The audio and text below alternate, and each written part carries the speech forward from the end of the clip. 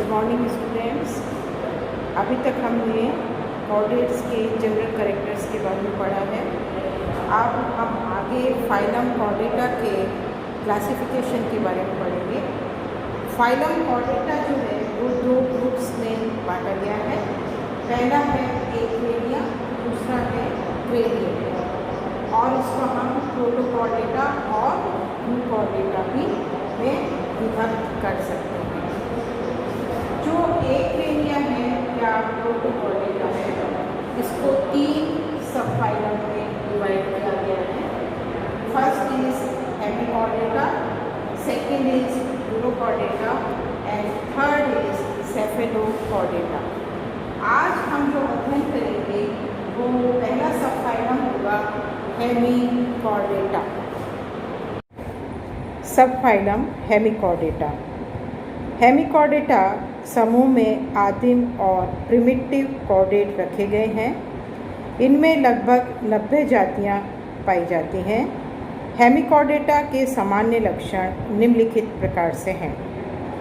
पहला, ये सभी समुद्रीय जल मेराइन वाटर में पाए जाने वाले जंतु हैं जो सामान्यतः एकल एवं नालाकार बिलकारी जंतु होते हैं।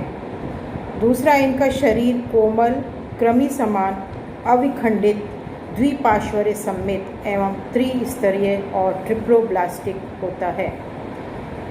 नेक्स्ट, इनका शरीर 3 भागों में बटा होता है जो प्रोबोसिस, कॉलर तथा ट्रंक और धड़ कहलाते हैं। इनकी देह भित्ति या बॉडी वॉल में मात्र एकल स्तरीय एपिडर्मिस उपस्थित रहती है, जिसमें श्लेष्म ग्रंथियां या म्यूकस ग्लैंड पाई जाती हैं।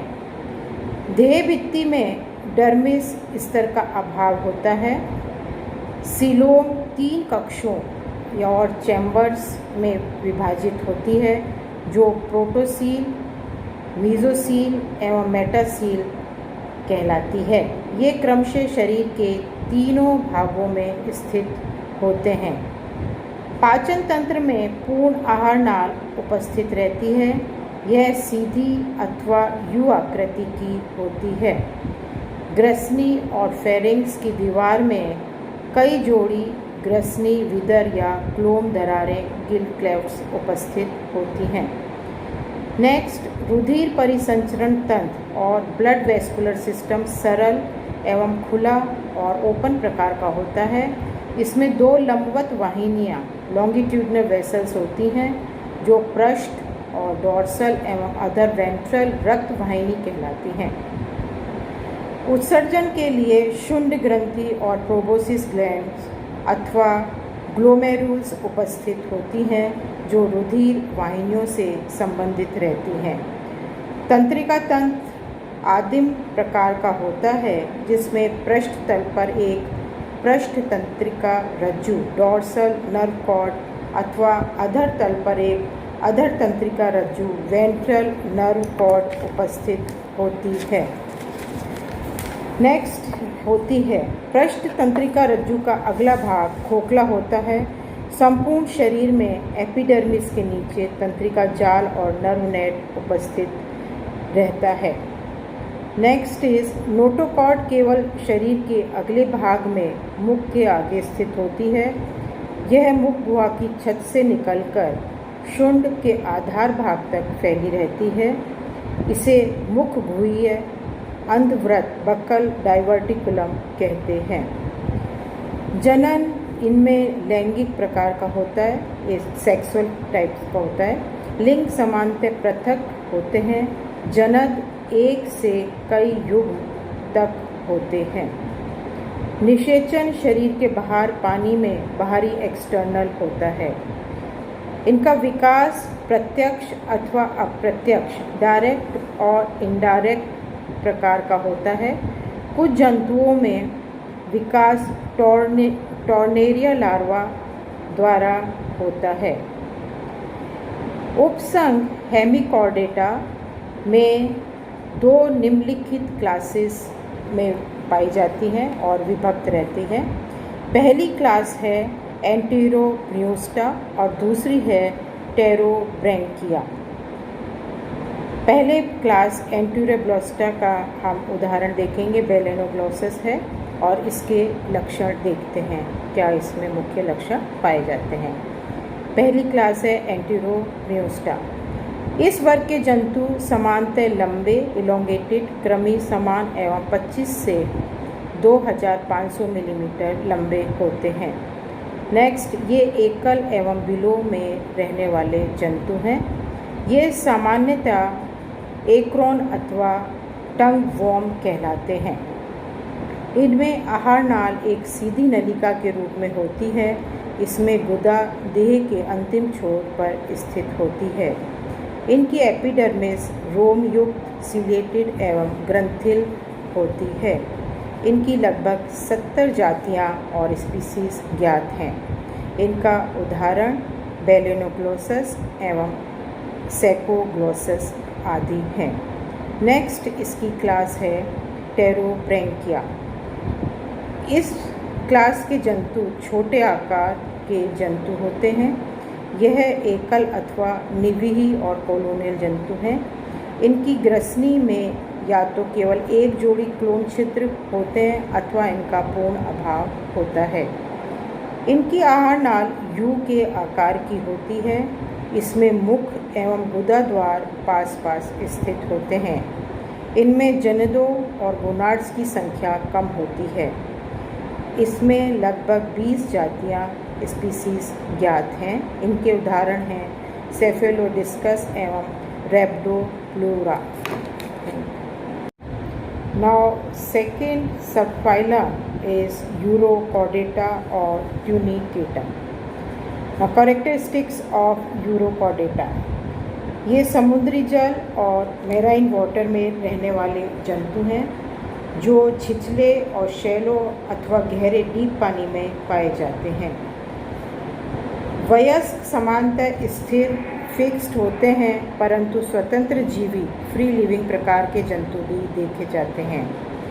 इनके शरीर पर सेलुलोज के समान ट्यूसिन का बना खोल टेस्ट होता है। यह मीजोडर्म की विशिष्ट कोशिकाओं द्वारा स्रावित किया जाता है। शरीर में एक एट्रियल गुहा उपस्थित होती है जो ब्रैंकियल एवं एट्रियल छिद्रों द्वारा बाहर की ओर खुलती है। ब्रैंकियल छिद्र द्वारा पानी शरीर में प्रवेश करता है तथा एट्रियल छिद्र द्वारा पानी शरीर से बाहर निकाल जाता है। ग्रसनी बहुत बड़ी एवं थैलेनुमा होती है। इसकी दीवारों पर अनेक क्लोन छिद्र गिल स्लिट्स उपस्थित होते हैं जो श्वसन में मदद करते हैं। आहार नाल यू आकार की होती है। मुख ब्रैंकियल छिद्र के पास तथा गुदा एट्रियल छिद्र के पास स्थित होती है। इनके शरीर में शिरोभव, उपांग अपेंडिजेस एवं खंडी भवन मेटामेरिक सेगमेंटेशन नहीं होता है तथा सीलोम भी अनुपस्थित होता है। नोटोकॉर्ड केवल लार्वा अवस्था में ही पाई जाती है जो केवल पुच्छ भाग में ही स्थित होती है। रुधिर परिसंचरण तंत्र खुले और ओपन प्रकार का होता है। हृदय सरल नालाकार एवं अधर तल पर स्थित होता है। रुधिर परिवहन की दिशा बदलती रहती है। विशिष्ट वेनेडोसाइट्स कोशिकाएं पाई जाती हैं जो समुद्री जल में वेनेडियम का निष्कासन करती हैं। उत्सर्जन न्यूरल ग्रंथि, पाइलोरिक ग्रंथि एवं नेफ्रोसाइट्स के द्वारा होता है। तंत्रिका तंत्र में पृष्ठीय नालाकार तंत्रिका रज्जु नर्व कॉर्ड उपस्थित होती है जो केवल लार्वा अवस्था में पाई जाती है। वयस्क अवस्था में तंत्रिका रज्जु एक तंत्रिका गुच्छिका न्यूरल गैंग्लिया में परिवर्तित हो जाती है। इन जंतुओं में पोषक विधि रोमा भी सिलेरी मोड होती है तथा ब्रैंकियल कोश सेट के आधार पर एंडोस्टाइल उपस्थित होती है। अलैंगिक जनन सामान्यतः मुकुलन और बडिंग द्वारा होता है। अधिकांश जंतु द्विलिंगी और बाइसेक्सुअल होते हैं। निषेचन बाहरी एवं अलग अलग जनकों के युग्मकों के मध्य होता है। विकास सामान्यतः अप्रत्यक्ष अर्थात लार्वा अवस्था द्वारा होता है। लार्वा स्वतंत्र रूप से तैरने वाला एवं पुच्छ युक्त होता है। इन जंतुओं में लार्वा अवस्था प्रौढ़ एडल्ट की अपेक्षा अधिक विकसित होती है एवं इसमें कॉर्डेटा के सभी विशिष्ट लक्षण पाए जाते हैं। लार्वा में प्रतिगामी कायांतरण, जिसको हम कहते हैं रिट्रोग्रेसिव मेटामॉर्फोसिस, होता है, जिससे इसके जटिल कॉर्डेटा लक्षण वयस्क के सरल लक्षणों में परिवर्तित हो जाते हैं। संघ यूरोकॉर्डेटा या टूनिकेटा में लगभग 2000 जातियां ज्ञात हैं और इसको हमने 3 वर्गों में विभाजित किया जाता है। 3 क्लासेस इसकी कौन कौन सी हैं? पहली क्लास है वर्ग एसिडिएसिया, सेकेंड इज थैलेएसिया और थर्ड इज लार्वेसिया। पहला देखेंगे हम एसिडिएसिया, class एसिडिएसिया।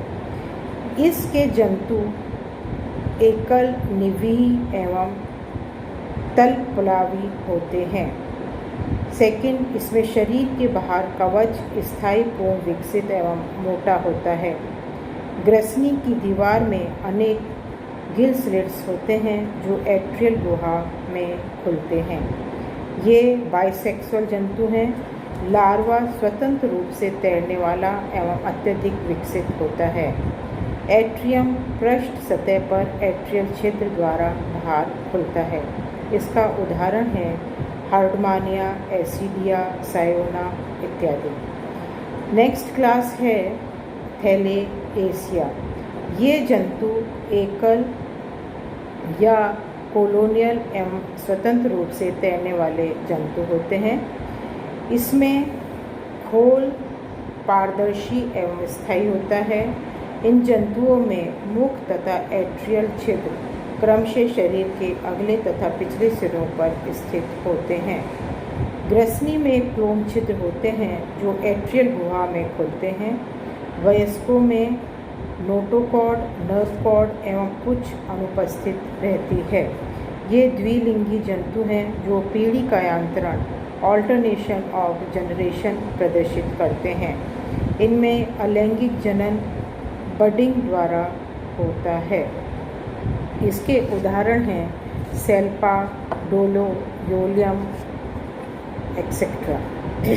Next is larvacea. Third class is larvacea. ये स्वतंत्र रूप से तैरने वाले समुद्री ट्यूनिकेट्स जंतु होते हैं। ये जंतुओं की ग्रसनी में केवल 2 क्लोम छिद्र गिल स्लिट्स होते हैं जो सीधे बाहर की ओर खुलते हैं।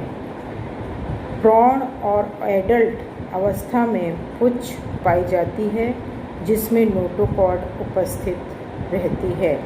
इनका खोल और टेस्ट अस्थायी होता है जो समय समय पर शरीर से उतार कर बाहर फेंक दिया जाता है। नेक्स्ट इज एट्रियम या एट्रियल छिद्र उपस्थित होते हैं। ये द्विलिंगी जंतु होते हैं। इनमें विकास प्रत्यक्ष होता है जिसमें लार्वा अवस्था नहीं पाई जाती है। प्रौढ़ जंतु की संरचना लार्वा के समान होती है। उदाहरण है आइकोप्लोरा।